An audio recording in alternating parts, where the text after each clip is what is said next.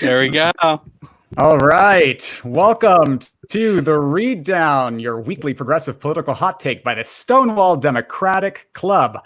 On this episode, we will be reading down Bill Barr's frustrating testimony, the Veep stakes in terms of Joe Biden's vice presidential nominee, Trump's efforts to destroy the U.S. Postal Service, and we are opening the library to read the GOP for filth while giving you a rundown on the latest 2020 developments. My name is Alex Mohajer. I will be your moderator today, and I'm joined by my co-hosts Jonathan Welch and Ryan Basham, and of course our very special guest panelist. She is she's the founder of Blue Wave Crowdsource. She's a very talented musician, and she's a fellow resistor in the resistance space. We've been circling around each other for years, and I'm very happy she's finally joining us. It is Holly Figueroa O'Reilly. Hi. How are you doing, Holly? Thank you for having me. Doing great. Very excited you're here. So let's get going on our big Democratic energy of the week, celebrating the biggest Democratic flexes of the week. So let's talk conventions. As Democrats build a robust virtual convention coming up very shortly, the GOP is scrambling to figure out what to do after canceling the Jacksonville portion of their convention, which I think was a big, yet another sort of embarrassment for Trump and his GOP convention coming up. He had originally had it scheduled for a different city and had it moved to Jacksonville as an act of spite, and now the Jacksonville portion of the convention has been canceled. What do you guys think of this, and what are your thoughts? Who wants to go first? I'm going to give it to Holly. I want to hear what you have to say. Okay. Well, so where was it first? It was Charlotte something and some, yeah, okay. And then he moved it to Jacksonville. And it's like he keeps picking up his ball and taking it to different places and nobody wants his ball. So I'm just like, his whole idea of the convention is absolutely not going to happen, and it's crushing for him, and it makes me so fucking happy. And Democrats knew really early on, this isn't happening. We're not having it in person, right? We're just not going to have it. So they've been building this scaffold for months of how they're going to do their convention, or how we're going to do our convention, and getting guests and getting people, and I think having Ron Klain on board really helped. Ron Klain was the Ebola czar for Obama. He was Joe Biden's chief of staff when he was VP, and he really knew what was going on with this pandemic. And he said, it's not happening. You got to figure something else out. And they did. Yeah, he's like the planner. He's like the big planner extraordinaire. Absolutely. Right? Absolutely. And I feel like, once again, like, Democrats are the ones in the group project who have done the work. Like, we actually know what we're doing. So we've been able to plan something out. It's not perfect, right? Like, it's not perfect that you're going to be on Zoom, but it's the safe thing to do. We're sending that message and people are still going to watch. So speeches will still happen. And Republicans are just scrambling and they have no idea how to complete the work. Once again, they don't know what to do. I think we all know that the gays are the ones who do events the best, and most gays are Democrats. So no matter what, this is going to be a great convention. I also, I remember, so Gary Shea, who's on the board of Stonewall, is also a DNC member. And I remember him talking like 6 weeks ago about how they were working to change the rules so that convention business could be done, maybe more than 6 weeks ago, change the DNC rules so the business could be done virtually, just in case. So while the Republican Party was over here, shitting in their hand and wondering what happened, the Democratic Party was making a serious effort to be planning ahead. Imagine how many more people would be alive today if this kind of leadership were running the country, let alone a convention. Most. Yes. Well, and I'll note, though, in response to most gays or Democrats, that our very own Ryan Basham has been personally attacked by the log cabin Republicans. And so they do exist, and we know it firsthand. I went on a date with one once, okay? I just want to put that out there, and it wasn't good. I can't imagine it would be. No. I'm so sorry, Jonathan. Never again. Years ago. It was years ago. Way in the back. I actually did a panel I spoke on a panel at Politicon in 2017, and it was like Clay Aiken was on it, and some guy from Fox News, and then there was but he wasn't, was he? Yeah, and then a log cabin Republican guy, and I remember talking to him and being like, how? Like, why? Yeah. I just don't understand. So, of course, now speaking of Trump, he is very frightened about the outcome of the November 2020 election, and he's doing his damnedest to begin to cast doubt on the outcome and to possibly sully the entire vote by mail protocol and procedures. So Trump and co. have attempted their best efforts to slow down the United States Postal Service, and meanwhile, public campaigns to make vote by mail more efficient are really beginning to ramp up, including right here at the Stonewall Democratic Club, which we will talk about soon enough. What do you guys think about this? So is Trump's MO to basically stop vote by mail, close voting centers, and minimize outcome of voting, or is he trying to delegitimize the outcome? What are your thoughts on U.S. Postal Service? All of the above, Mm-hmm. right? Yeah, like he's been a cause to kill the USPS by the Republican Party for years. So this is like right up the alley of a ton of folks who would just love to see it privatized. Can you imagine privatized postal service? Like, yeah, it's called UPS. Like, we don't need it. we need something government. We need to keep the USPS. We need to give them more money. Actually, they need a lot more money if we're going to have an election that's going to work for people in rural areas, people who, we don't need a bunch of septuagenarians out voting during a pandemic. So I think that if you want grandma to live, maybe fund the Postal Service. Yeah. Hey, that's a great ad, actually. It would be a great ad.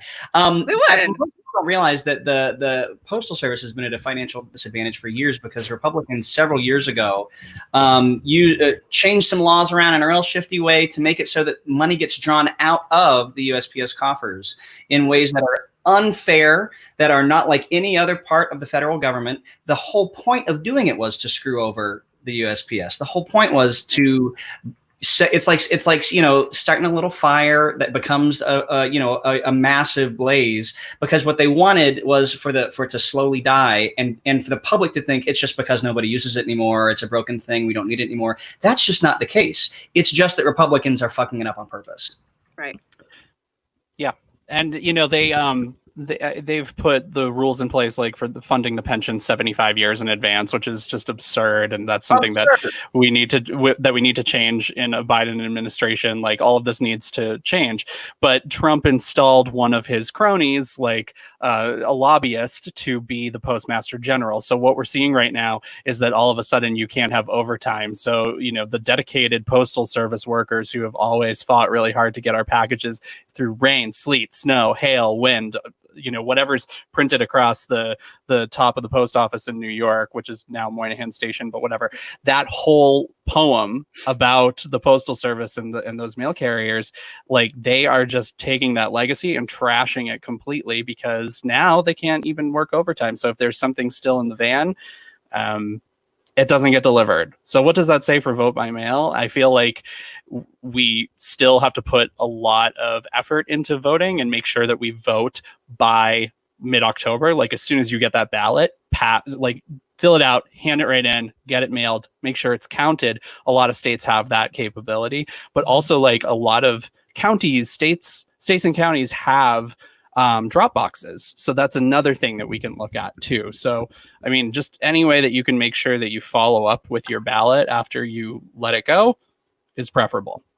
Right. And look, the U.S. Postal Service has said that there is expect a 14-day wait from the minute that you send your ballot. So, ladies and gentlemen, the election day is October 20th, 2020. If you're voting by mail, that's election day. Right. Keep it in mind. Yeah. And that's what you want to keep in mind. We don't want any excuse. And we know that Trump and co. are going to try to say these ballots did not come in on time and not count ballots. And there is an easy way to solve that. Vote early and have your friends and family vote early by mail. So yeah, make it your business to know weeks in advance exactly how you're going to get your ballot in and by when, so that it's not a thing that you have to think about last minute, and educate your friends and family about it. There's no reason to wait until the last minute. I think a lot of TBH, I sometimes wait until the last minute. Well, I think people do wait till the last minute because maybe not for the presidential, but for a lot of the local races, they don't know who these people are and they want to see them in person or they want to shake their hands. So they're going to wait till the last minute. We can't do that this time. Yep. You need to go out and meet them now and not wait. Yeah. And in California, we're the land of the ballot question, right? So we always have like the longest ballot. We send you a book that's like that thick that you have to go through. And, and so we just have to make those efforts as good friends and neighbors to talk to our friends about it and just say, yeah, here's what I'm doing. Here are my takes on it. Like, let's talk about this. Let's fill it out together.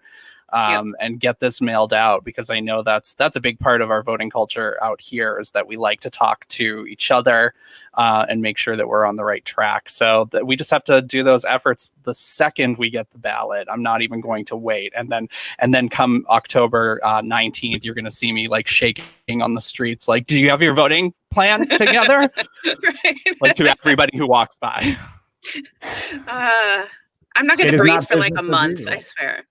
Oh, and then, well, you and me both. And then, of course, now the word is that we won't even have the election results until maybe January. So because of absentee ballots, mail-in ballots. And, that's okay, because right here in Orange County, California 45 in the last election, Katie Porter actually lost on election night. And it wasn't until absentee ballots were counted 2 weeks later that she was certified the winner and helped make Orange County, California an all blue state. So that's okay. I'm willing to wait as long as we get the orange blob out. That's Please right. and thanks. I guess I'm gonna need a lot of Klonopin for those weeks between November and January. Well, fortunate for you. I don't have the luxury anymore. But in any case, speaking of big Democratic energy, a lot of conversation right now about, yes, you know it's coming, the vice presidential pick for Joe Biden. It's the Veep stakes, ladies and gentlemen. Veep stakes. So lots and lots of conjecture and speculation. We know that the vice presidential candidate is going to be a woman. We can surmise that it's going to be a woman of color. This now narrows the field down quite a bit to about 4 or 5, but we are thinking that there is a short list of 3, and Holly believes it's just 1. So yes. I don't want to know, what do you guys think about the vice presidential pick? Let's start with Holly. Kamala, next. You really think so? Yes, it's happening. Okay. It's happening. Oh my God. I mean, I like that I take you as the authority. Since you said it, it's happening. And if it doesn't, I'm going to hold it against you. But I think you may be right. And me and Jonathan Welch talked about this earlier. If you want a big brand name who is going to carry the torch and potentially be the next big leader of the Democratic Party, it's very likely that it could be Kamala. But Jonathan, why don't you break down some of the short lists so we can get a few of the alternative options? Sure. So as you mentioned, you and I talked about Kamala early on, and obviously, like, one of the things that Biden's going to be looking for is someone who's going to be the holder of the mantle of the party. Like, it's going to be whoever is going to carry on beyond him, because of course he's 78 years old, or will be 78 years old when elected. So it's important to create the next leader. So on top of Kamala Harris, who is personally my first choice, who I think would be it. A lot of people are talking about Elizabeth Warren, who Biden is having weekly discussions with. They're becoming closer. So that's actually very encouraging. You see a lot of her platform kind of making its way into Biden's platform, like they're kind of merging ideas. But then a lot of talk has gone on around Rep. Karen Bass, who is a local Los Angeles congresswoman. And part of that came out of Christopher Dodd's Politico leak. There was an article in Politico this week where Chris Dodd, who was a problematic senator and is on the committee to help Biden pick a VP, was mentioning that he had issues with Kamala Harris, and he was pushing Karen Bass kind of to the top of the list, which makes me think that Kamala Harris is probably the choice, right? So Representative Bass is it would be phenomenal. Susan Rice is another person who's often mentioned. She was the national security advisor in the Obama administration, and of course the only person who did work day to day with Joe Biden. So they already have kind of a working rapport together. And Val Demings, by the way, was incredible today in Attorney General Barr's testimony. I know we're going to talk about that later, but I just want to say I'm rooting for Karen Bass because she is an incredible organizer, and if Kamala Harris's campaign and how it fizzled out is any indication, having an incredible organizer would be a great thing for a VP. And I like Kamala a lot. I'd be happy to have her, but I think Karen Bass would be both an incredible VP, has what it takes, has the experience, and she has the ability to organize in a way that's effective. She's a crucial reason why Orange County turned blue. Her organizing tactics, her organization. I think she deserves serious consideration. But I agree, it's probably a lead to. Well, we've got some comments. We might want to share. A lot of comments. Oh my God! Well, first of all, computer Slamala. That's right. Manuela thinks possibly Cuomo. We obviously know it will be a woman. So Cuomo, right? Who did a pretty good job as Armando governor. Would like to encourage you to vote. Yes. Manuela thinks Biden will win if he chooses a strong guy, but we already know, Manuela, that it's going to be a female candidate. So it's a woman. It's already been announced it's a woman. I hate to disappoint you, but a strong woman is even more powerful than any of the male choices. It's time for a woman. I think that's a very powerful statement. So, and guys, third time's a charm. This is only the third time that we will have a woman on a ticket. So history has been set up for us to have this moment.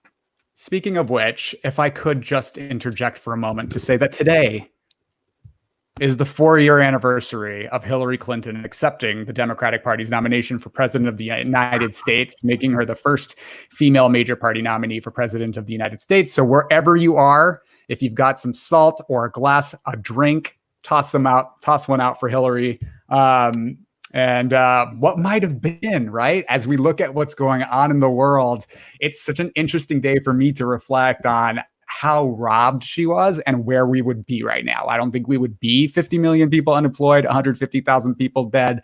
I don't think there would be federal agents disappearing people in unmarked vehicles. I don't think we would be here. I think that 3 people would have died from COVID, and we'd be having impeachment hearings by Senate Republicans about the 3 dead people from COVID-19. Yep. So just thought I'd interject for a moment on that. But moving forward, I know we talked about Chris Dodd's dumb leak about Kamala, and Chris Dodd retired in shame. So go away, Chris. That's right. And then I don't be a lobbyist for the film industry. Right. Well, and also why didn't he stay on? Yeah, and I think that the backlash against this leaked story was against Chris, not so much Kamala Harris. So totally. And like I said, which is a good fit. Well, like I said, there are still some people who are anti-Kamala, some prominent people who are anti-Kamala. I mean, there are people who have issues with her record. There are people who have issues with her, stunt on the debate stage.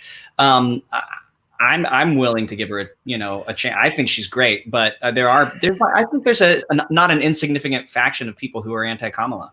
The same people that don't want Kamala Harris to be vice president are the same people that thought that Hillary Clinton was a corrupt war criminal. And I'm not sure, that's how I feel. They call her a cop. And I think that's so unfair and disingenuous of an argument. But as a public servant myself, I think it's really unfair to characterize people in broad swaths like that. They're public servants. Yeah. And I don't think it's very easy. And we live in a troubling time where people take people's records out of historical context and then use those records against them as if it happened today without any thought as to the historical context of the record, which is very important. And it's important for judicious and critical thinking.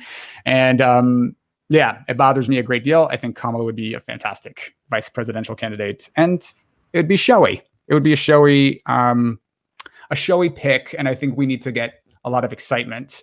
And we do. Can I say one thing before you go on, Alex? You know, when you're talking about the record, I think it is important that when people do talk about her prosecutorial record and they call her a cop, etc., that we also point out that when she was in a position of creating law versus upholding the law, she was one of the most progressive senators in the United States Senate, and she holds that record for the past 4 years. So not only did she have a progressive platform as a candidate for president, but she also is one of the most progressive senators out there. So I think that's one of the most important things. Bring that up as a counter argument.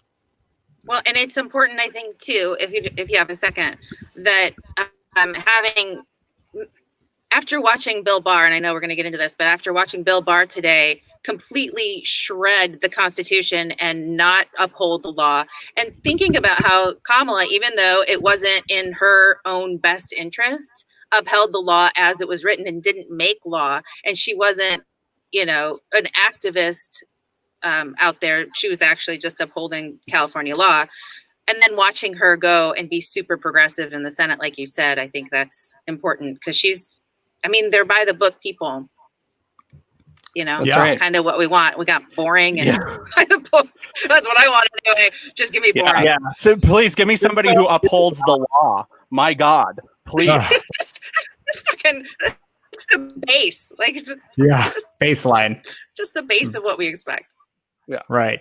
Jane Washon says, excellent point regarding taking votes out of historical context. Thank you, Jane, for your comment. If you like what you're hearing, leave a comment on Facebook or on YouTube. We will read your comment on air and respond unless it's obscene. Oh, if it's obscene towards Ryan, we'll air it. But if it's obscene towards the rest of us, we will not. Speaking of big, showy Democratic celebrities, let's shift the focus of the conversation to AOC, Congresswoman Alexandria Ocasio-Cortez, who gave what some are calling the big feminist speech of an entire generation in response to an incident that happened last week when Congressman Yoho, and that is his name, how apropos, called her, and this is an alert that there will be profanity. So if you're listening to this and you're offended by profanity, I'm going to use the term that he used so that you know it. He called her a fucking bitch on the steps of the United States House of Representatives. And so the story goes is that this happened, and Ocasio-Cortez was planning on just letting the incident die down, but it became quite a big news story. And then Congressman Yoho decided to get up on the House floor and offer a very fake non-apology in which he sort of referred to his wife and his daughters. And we have a clip for you of what was AOC's response to this floor speech when she decided to finally speak out about it. And let's roll that tape, the feminist speech of a generation by AOC.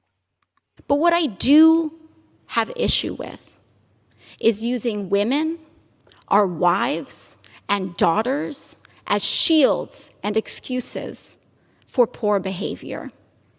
Mr. Yoho mentioned that he has a wife and 2 daughters. I am 2 years younger than Mr. Yoho's youngest daughter. I am someone's daughter too.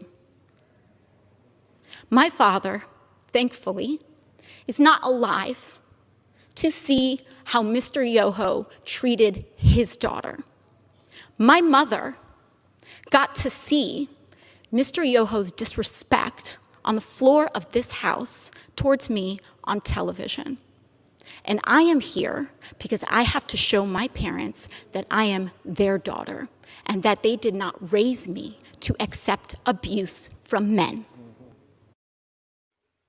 So fierce. Wow. They're going to be teaching that speech in history classes. But what did you guys think of this speech and just the entire incident? I'm interested in hearing Holly's perspective particularly. I am a moderate Democrat, and I really I like AOC. I think that she's smart and talented, and I mean, for someone so young, especially, just to watch her demeanor over the last almost 2 years now, she's really grown on me. But with that speech, I'm all in. All in. It was beautiful, beautifully done. And Yoho making, I don't want to spend a lot of time on that asshole, but him making that non-apology, I'm sorry if you're offended bullshit. And then, I'm sorry, I keep swearing, but, and then moving on and then, and saying, you know, she's crying for the cameras, that kind of thing. When he was up there crying too, you know, oh, my daughters and my wife and my shield and my, yeah, I thought it was great. I thought she was amazing. Totally. There's something about her that obviously just infuriates people on the right and infuriates a lot of independents who are kind of in the middle and they're not sure. She's been made into an extreme caricature of herself when really she's just a young member of Congress who's so concerned with human rights as her like primary platform. And I think we have to remember that. And I think these members of Congress, like Ted Yoho, Roger Williams, who is standing right beside him, who's another Texas congressman, they're, as she later goes on to say in the speech, I think we cut it off before that, is that basically what he did is gave permission for other people to speak that way to his daughters, right? And like, therefore, you know, you have to treat people the way you want to be treated. It's that old adage, and it's so true. But like, you're members of Congress, you may not agree on things, but you're not mortal enemies. Like, you have to, your job is to come together to work on things that are better for the American people instead of creating enemies out of each other. She did not do that. He did that. And he deserves to be taken to task for it. She even went on to say in that speech, she talked about, you know, most of us, she was, paraphrasing, most of us, Republicans and Democrats, know how to check ourselves at the door and do business when it's time to be in the room and do business. I mean, the point she was making was he was breaking what is normal protocol for people who are political adversaries by being a dick in public to her for no good reason. And to, it makes my blood boil to think, you know, his daughters, you know, go off into, you know, I don't know, they're apparently some of them are young adults. So I imagine them in their workplaces being sexually harassed, and imagine them going back to their father and saying, hey, I was sexually harassed. What does he say to them? Stop being such a crybaby, probably. Yeah, or boys will be boys, you know. Suck it up, buttercup. Yep, exactly. Yeah. Get used to and it. I think that's the part of AOC's speech that I found most compelling, is when she said, I am someone's daughter too. I actually got fully emotional at that, because as a male feminist and as someone who views himself as a feminist ally, we have been taught that we're not supposed to relate. We don't identify women as their relationship to men. That's not how we refer to them. It's not always somebody's daughter, or that's not the only way we can find a reference point to women. But at the same time, it was very humanizing to hear her say, I am someone's daughter too, and my father is not alive, to almost to say, to protect me from this guy who is beating up on a woman who's younger than his own daughter. And when she put it like that, it really humanized the situation for me. And what she is doing in this speech is so profound. She is calling out otherizing people. She is calling out misogyny. She is calling out dehumanizing people. This is, I believe, it's an iconic speech. And it's coming at a time where the president and his entire party are boogeymanning their opponents. And it is the single biggest problem in American politics, in my opinion, is the way our two-party system has become, we've become enemies. It's a difference in binaries, you know, where you're our enemy now, and not merely just a political opponent or adversary. Enemies seek to destroy each other at all costs. Adversaries seek to win on the merits, and there can still be dignity and there can be collegiality in being an adversary with someone. You can still go have a beer with them at the end of the day. Enemies seek to destroy each other. And until that dynamic changes, we will not get out of this gridlock cycle in Congress. So I thought it was a great speech.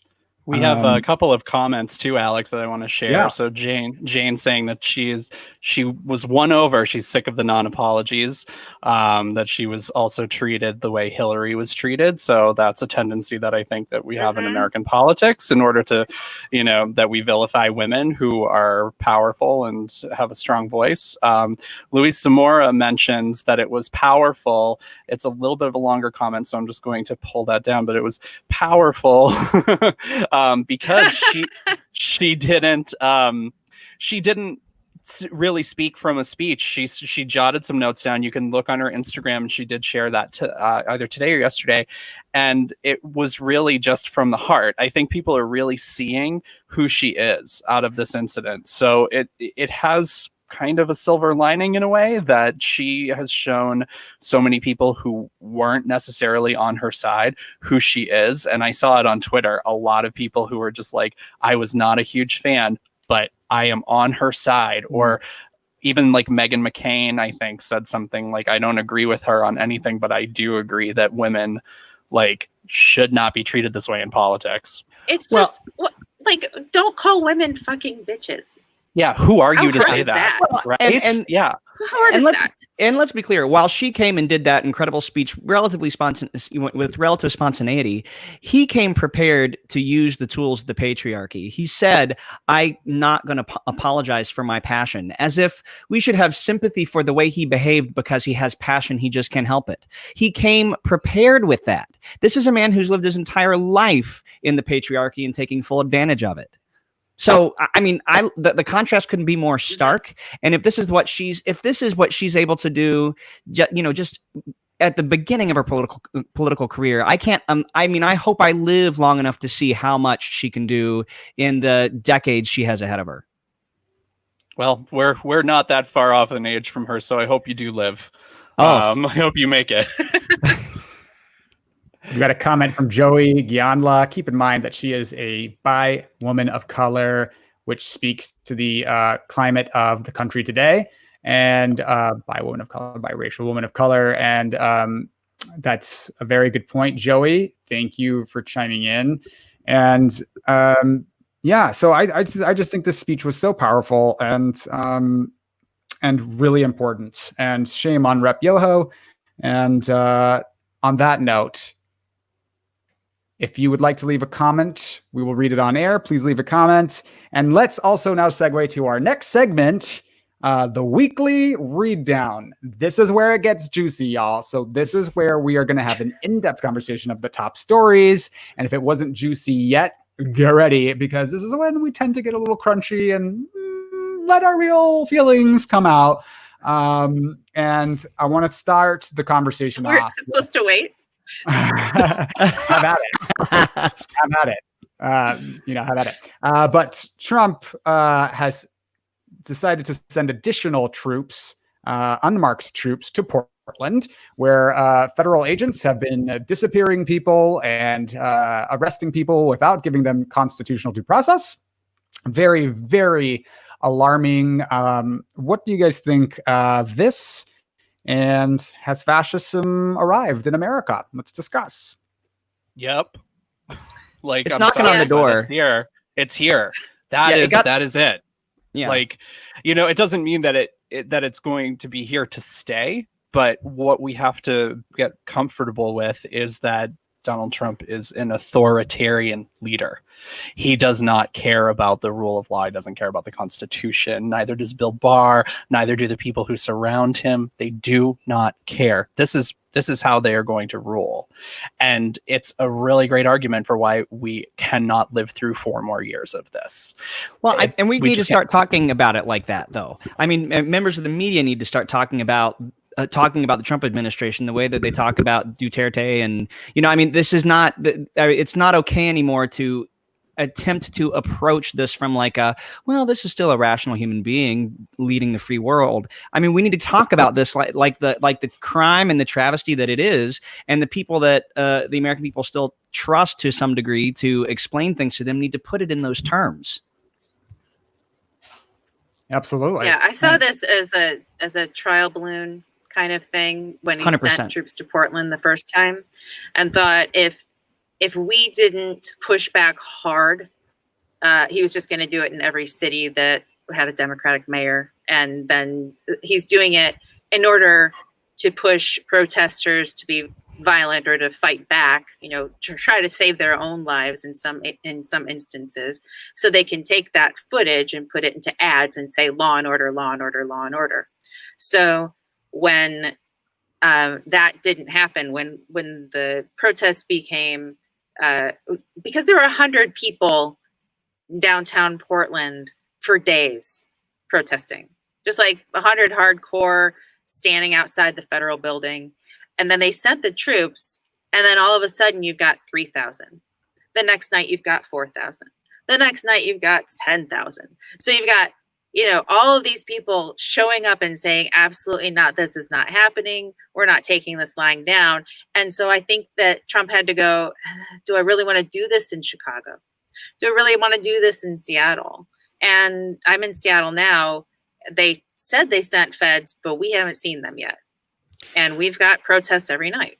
One of the things that really brings me joy about all of this is the superior branding that the people who are protesting on the ground are doing. Like the Wall of Moms is such a great brand concept. It's so buzzworthy. It's so newsworthy, and it's replicable. Yep. So, every city they send those troops into, moms can organize. And when you see images of these moms, they are real moms. They have they're average looking people. They're largely white. And so it makes it really hard for this narrative. I don't know why people give Trump so much credit for crafting a narrative. I think he just filled a void. The reality is that the protesters on the ground, since he's been elected, have created such great narratives that are so superior. The Women's March, Black Lives Matter. I mean, all of this is so superior brand-wise. I've got to believe that it's penetrating. But then again, I kind of live in an echo chamber of people who all agree with us. So, we won't really know until Election Day, which is why we can't let up. And look, I think that should be the running theme.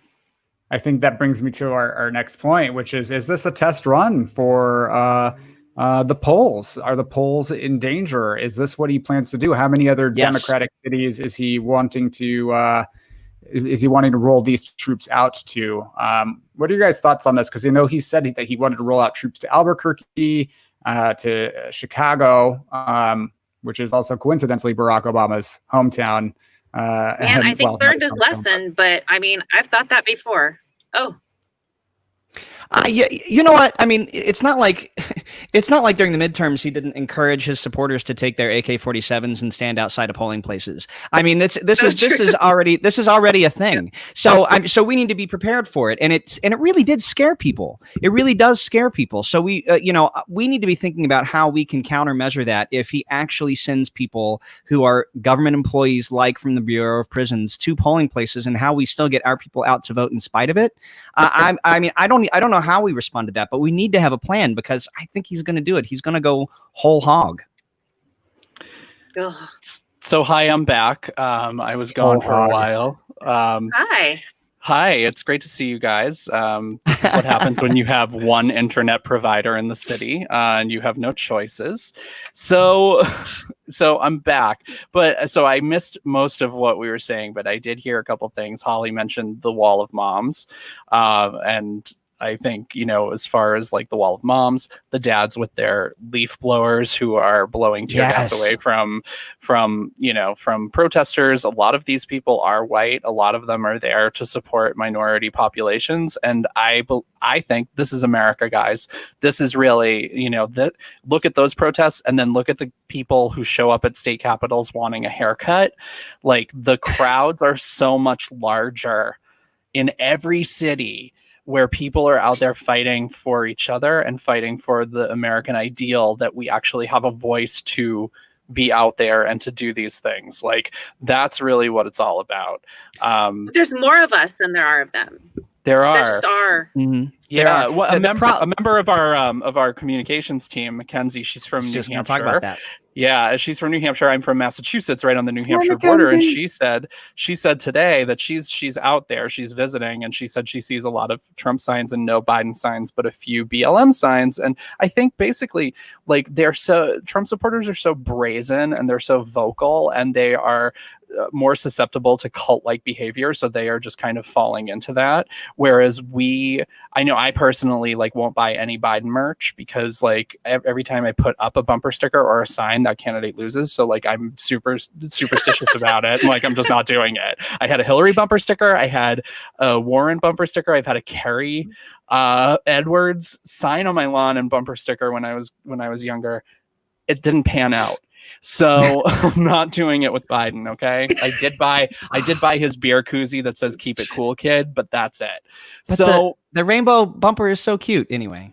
Cool, but I want him to win. Bandwidth. I don't have the emotional bandwidth to do what I did for Hillary. I mean, I'm going to work for Joe. I'm going to try to get him elected, but I literally am still PTSD. We've talked about it on this show, So we're also.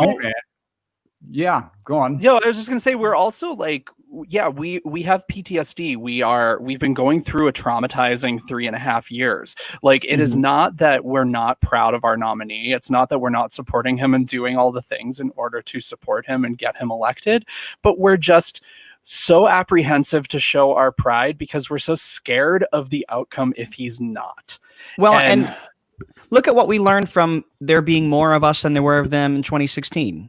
There were 3 million more of us than there were of them in 2016. So it's I think we all have that PTSD to some extent, but also we can't just count on the fact that there are more of us being enough. We have friends and relatives in states where the electoral college is actually seriously in play. We know people in places who might stay home or who might not be paying as much attention as we are, and so maybe they're just going to vote for Trump because they vote for the incumbent normally.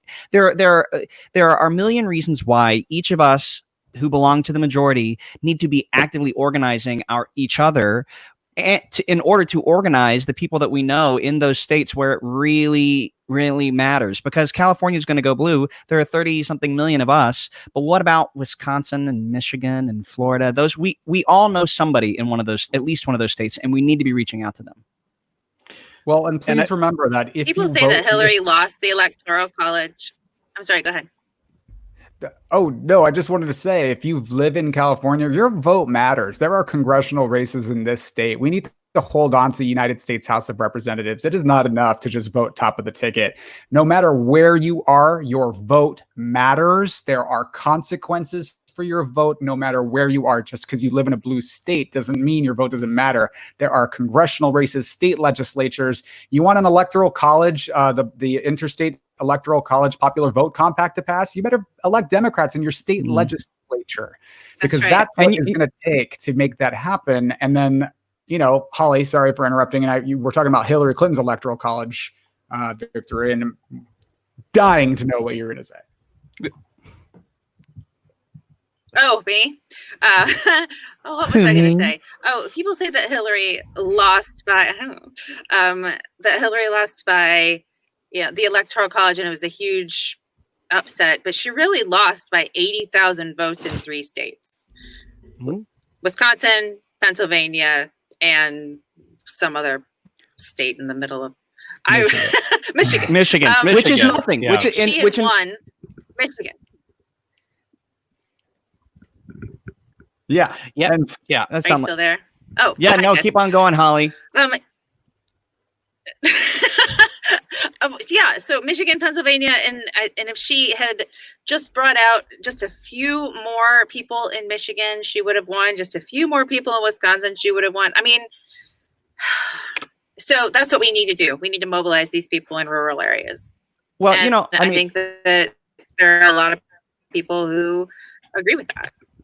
There are, I don't have these numbers in front of me, but we talk about them a lot. There are more registered LGBTQ voters in each of those 3 states that just didn't vote than there was than the margin of error or the margin of victory in that state. So if all the gays, if a portion of the gays who didn't vote had gone out to vote in 2016 in those states, Hillary would be in the White House now. But here's the thing, like back to what Alex was saying about, your vote matters no matter where you live.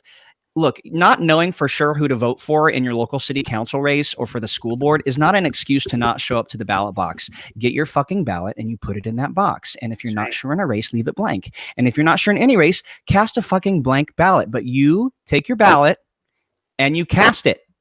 Cast it.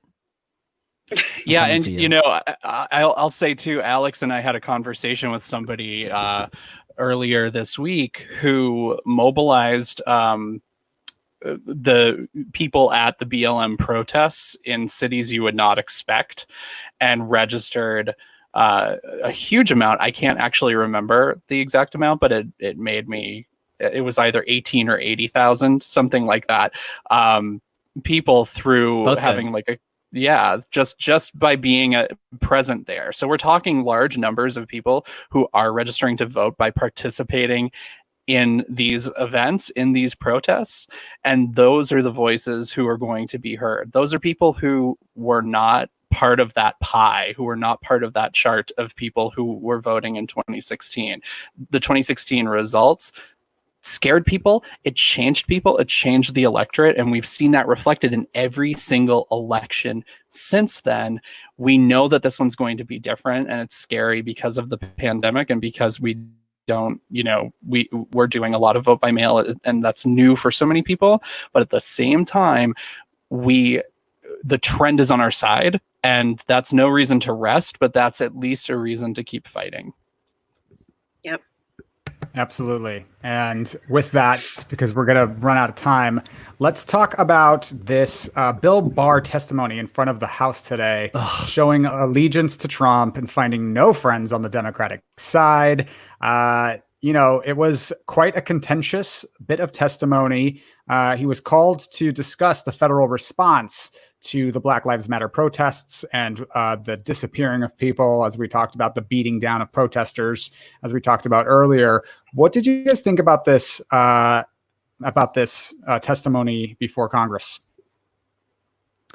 I was watching it all day between meetings, and I would come on to each subsequent meeting more mad. And I feel really bad for everybody I had to talk to today or had to deal with me today, because I was not a nice person today, because honestly, the thing about there are lots of things about Bill Barr that bug me. But the thing that really gets under my skin is how arrogant he is about it, how cocky he is about it. He's such a dick about it. Like, not only does he know full that he's attempting to rewrite the law of the land, he made a snarky remark to Chairman Nadler as an aside while he was asking for a quick break. He goes, you're a real classy guy, or you're a real piece of work, or something like that. Like, he's a dick to these folks. To be fair, they were coming for him, but it's not like he doesn't show up with that big asshole dick energy every day. And that's all he did. He defended these behaviors with obfuscation, with I love that face so much. I don't want to think about that. I don't want to think about he's just so in asshole dick energy. We do have a clip of Congresswoman. Yes. Oh gosh, I know. Yes. I trained myself on how to say this. Hold on, I got it. Pramila Jayapal, Congresswoman Pramila Jayapal, did an amazing examination of him. She really laid into him, and we have a clip for you. So let's roll that clip of the Congresswoman Jayapal. Attorney General Barr, you seem to be engaging in protests in certain parts of the country. You're very aware of those, but when protesters with guns and swastikas and Confederate flags, excuse me, Mr. Barr, this is my time and I control it. You are aware of certain kinds of protesters, but in Michigan, when protesters carry guns and Confederate flags and swastikas and call for the governor of Michigan to be beheaded and shot and lynched, somehow you're not aware of that. Somehow you didn't know about it, so you didn't send federal agents in to do to the president's supporters what you did to the president's protesters. But when black people and people of color protest police brutality, systemic racism, and the president's very own lack of response to those critical issues, then you forcibly remove them with armed federal officers, pepper bombs, because they are considered terrorists by the president. I have responsibility for the federal government, and the White House is the seat of the executive Mr. Barr, let me branch, just make it clear. You are supposed to the Michigan represent authorities the can people handle of the United States of America, not violate people's First Amendment rights. You are supposed to uphold democracy and secure equal justice under the law, not violently dismantle certain protesters based on the president's personal agenda. I just changed for VP. Yeah, let me first of all just that's your rep? I was gonna say I want to personally thank the people of Washington State for sending her to Congress. She's incredible. Like and yeah, Pramila Jayapal, she's only been, this is her second term, so more to come. And she did not come to play; she came to slay. She's fantastic. But, she's so great. Beyond that, Bill Barr's a piece of shit. He is a piece of shit. He's basically who Ralphie Parker grew up to be if he never got the BB gun. Like, if they never gifted him that, he just would be bitter. He totally up there with Ted Cruz in terms of the most punchable face in the United States government. I think Bill Barr does have the BB gun, and he uses it to shoot puppies. I want to say too, as someone who, I'm gonna pass over that as a dog dad myself. But as somebody who wears round glasses, he's taking away a fashion trend that is otherwise a very classy look. They look cute on you. Well, keep your glasses on, Jonathan. Keep your glasses on, because the time has come. We're running out of time, and it's time to open the library. The library is open to read for filth, whoever we want to read. It's our favorite segment. This is our opportunity for each panelist to discuss something going on that they would like to share, offer how others can take action, and what we can do. So get feisty, and let's start with Mr. Welch, and put those glasses on, open the library, let us have it. I'm not going to put the glasses on because there is a reflection, and I want you to see my face. So I'm going to take a moment, because instead of a read, I want to take a moment of, I suppose, personal privilege, because last week, just before we went live, I got the news that my cousin Darlene Welch had died suddenly back at home in Massachusetts. And I have to say, she was a funny, self-deprecating, warm person, and she taught me so much in my life, and I'm thankful for her. And it brought me to think about the 150,000 people who have died of COVID-19 in the United States. And Darlene was not one of those people. But for other people who have experienced loss of a loved one during this time, they know that we're not able to take those lives that are really well lived and give them the proper send-off that they deserve. We're not able to gather. I wasn't able to get on a plane and be with my family and say goodbye to someone who meant so much to me. And the same goes for weddings and birthdays and holidays and retirements and special events and vacations and things that we're not able to do with the people we love. And it just did not have to be like this. And I know that I share the thought that with the people on this panel who I share this time with, that we're going to do everything we can to fight so that we can all be together again with each other, with our families and our friends, and have those moments that we all deserve. And I just hope that people who have experienced loss on the level that I know I have during this time, and that other people have, just join us to fight for this, because we cannot continue this way. That's my message to those people. To my cousin Darlene, I love you and thank you for all that you gave me. And that's my read for this week.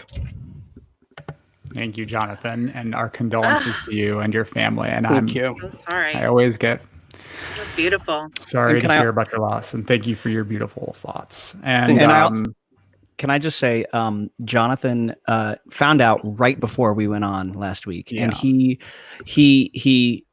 showed up anyway. So I just want to thank you for showing up. Thank you, and being a badass in spite of all of it. I appreciate that. That's beautiful. Should have saved you for last. I should have warned you, and I'm really sorry about that. The library is open, and let's ask Ryan Basham, who he's going to read for filth this week. Look, let's just talk about this GOP answer to the HEROES Act. It dropped last night. It cuts the weekly enhanced unemployment payment from $600 to $200. It forces the FBI to stay in a building that they were planning to move out of, because if that building becomes vacant, it's a block away from Trump Hotel. And if another hotel can move in there, then it would be competition for Trump's hotel. It doesn't address funding for municipalities and states. There are a bajillion things it doesn't do.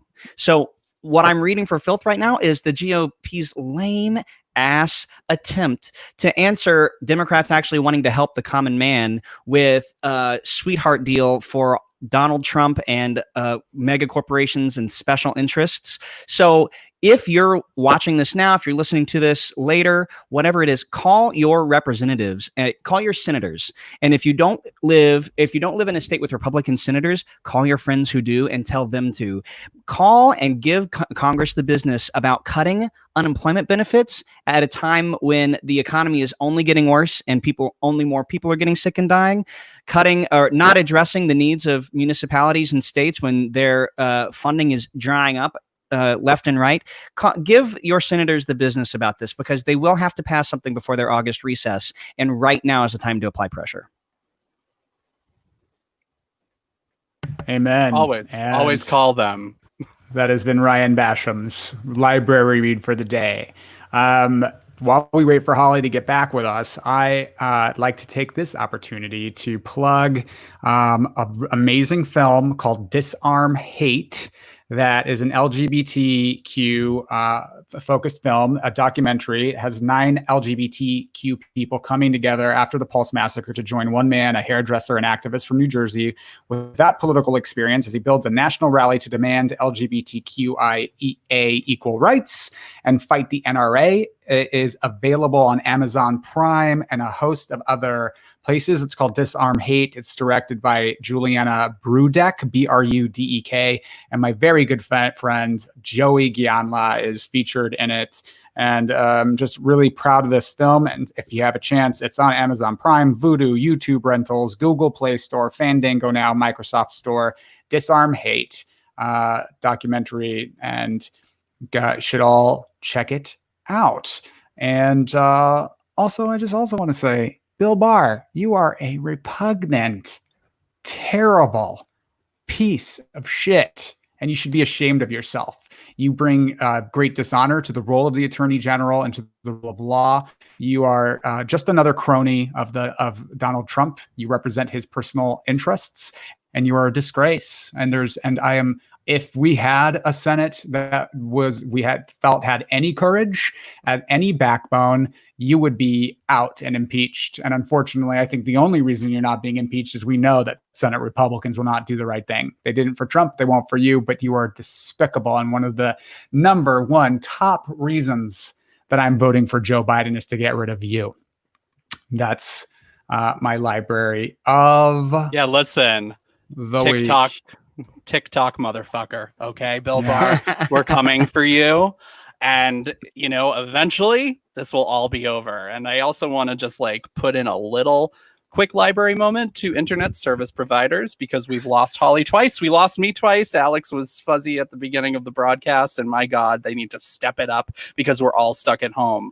and we're all broadcasting shit at home. This is a good time to remind everyone that the only reason why that you can't have multiple internet, like tons of internet service providers in your home, is because Republicans have made it so. In other first world countries, there are multiple options for internet service providers. We're the only first world nation in the world that has utility laws like we have, and it's because Republicans want there to be no competition for their corporate friends. And you know what I'll note is very interesting, just a sidebar, is that when Holly dropped out of the feed, I stopped having a delay. I don't know what that's about, but I hope she's able to join us.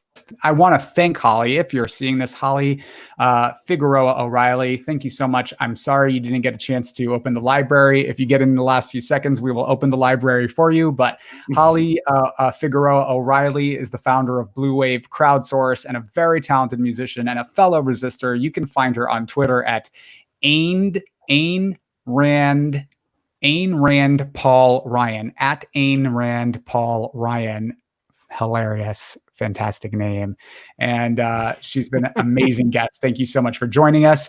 This has been The Read Down, your weekly progressive political hot take by the Stonewall Democratic Club. I've been joined by my co-hosts Ryan Basham and Jonathan Welch.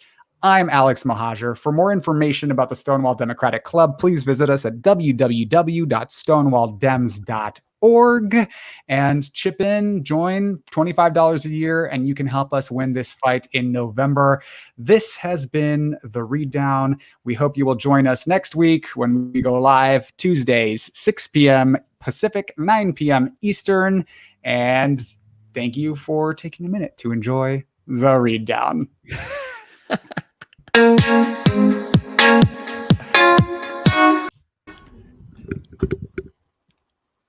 Here we go.